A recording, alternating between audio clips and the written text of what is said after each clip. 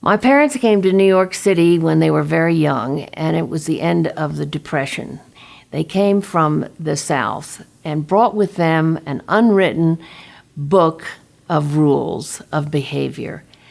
They wanted to pass that on to their children. I didn't like their book of rules. I found them stifling. My mother, one day I was going to visit my relatives in North Carolina.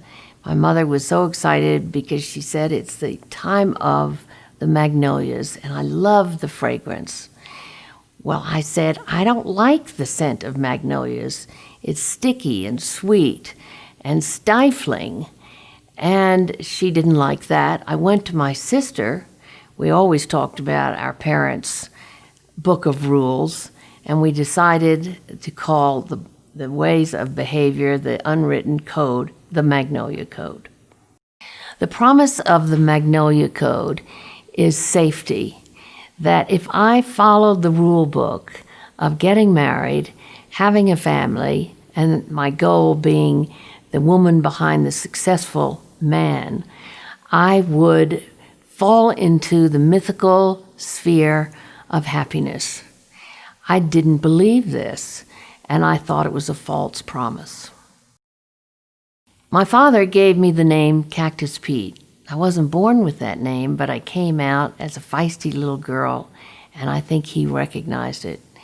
He gave me all the accoutrements for a cowgirl, a hat, my guns, a holster he said he had made for me. I'd go out and twirl those guns for their cocktail guests, and everyone clapped. I was a star. There's a big difference for me between photography and writing.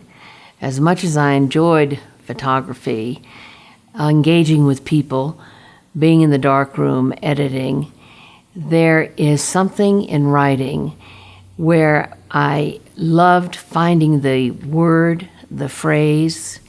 I love dialogue.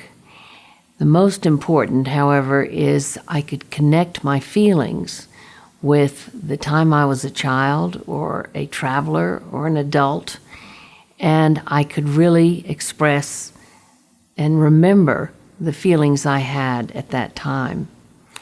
I feel that I have accomplished this in the Magnolia Code.